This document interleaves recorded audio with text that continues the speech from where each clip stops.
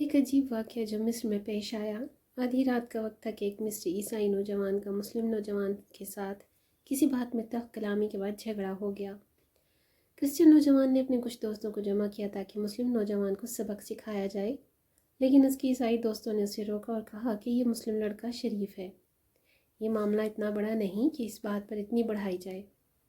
لیکن اس کے ایک دوست جو فوجی افسر تھا، اس نے مشورہ دیا کہ وہ پولیس اسٹیشن جا کر مسلم لڑکے کے خلاف رپورٹ درج کروائے اور اس پر یہ جھوٹا الزام لگائے کہ اس نے میری بہن کو چھیڑنے کی کوشش کی ہے۔ اس نصرانی نوجوان نے اپنے ایک دوست سے مدد طلب کی تاکہ وہ اس کے ساتھ پولیس اسٹیشن جائے اور مسلم لڑکے کے خلاف رپورٹ درج کرائے۔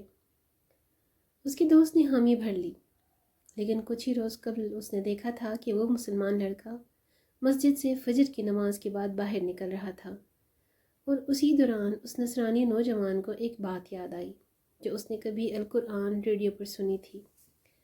دراصل یہ ایک حدیث ہے۔ نبی اکرم صلی اللہ علیہ وآلہ وسلم نے فرمایا ہے، جو شخص صبح کی نماز جماعت کے ساتھ پڑھے وہ اللہ کے ذمے اور حفاظت میں ہوتا ہے۔ اس نصرانی نوجوان کو یہ حدیث ایسے محسوس ہوئی جیسے وہ ابھی ابھی سنا ہو۔ اگرچہ وہ نصرانی تھا، لیکن اسے احساس ہوا کہ پولیس کارروائی کے باوجود وہ مسلم لڑکا کسی بھی قسم کے نقصان سے بچے گا، کیونکہ وہ فجر کی نماز باجماعت پڑھتا ہے، اور یہ حدیث رسول اللہ صلی اللہ علیہ وسلم اس کے دماغ میں گونج رہی تھی۔ اگلے روز شام کے 4 بج رہے تھے۔ وہ دونوں تھانہ جانے کی تیاری کر رہے تھے، لیکن اس نوجوان نے اپنے دوست سے کہا، اس معاملے کو چھوڑ دے، ایسا لگتا ہے کہ پولیس میں رپورٹ کے باوجود بھی اس لڑکے کو کوئی نقصان نہیں پہنچے گا۔ لیکن دوسرا ساتھی جس کی لڑائی ہوئی تھی وہ غصے میں آیا اور کہا کہ نہیں،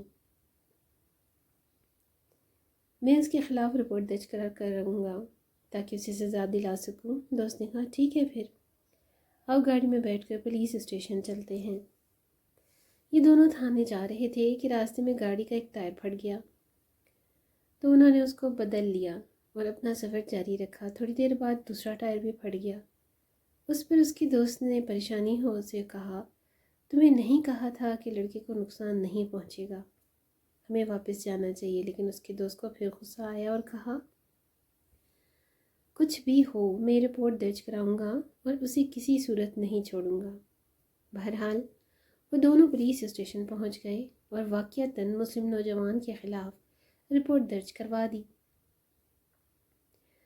تھانے سے ان کے ساتھ پولیس کی ایک ٹیم کارروائی کرنے روانہ ہو گئی، لیکن جب پولیس علاقے میں پہنچی تو انہیں پتہ چلا کہ جو گلی انہوں نے ذکر کی تھی وہ بلاک کرور کے علاقے میں ہے، اور اس کا ایک حصہ ایک تھانے کی حدود میں آتا ہے، جبکہ دوسرے حصے کا تعلق دوسرے تھانے کے مسلم نوجوان کا گھر اس کے علاقے میں نہیں تھا جو رپورٹ کرنے والے اسٹیشن سے تعلق رکھتا تھا۔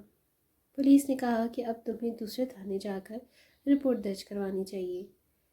دریں اثنا علاقے میں پولیس کی گاڑی دیکھ کر وہاں کچھ مقامی لوگ بھی جمع ہو گئے۔ صورتحال کا پتہ چلا تو دونوں کمیونٹیز کے کچھ سرکردہ لوگوں کو بھی بلایا گیا۔ طرفین میں کچھ گفت و شنید کے بعد معاملے کو رفع دفع کر کے صلح کے بعد حل کر لیا گیا۔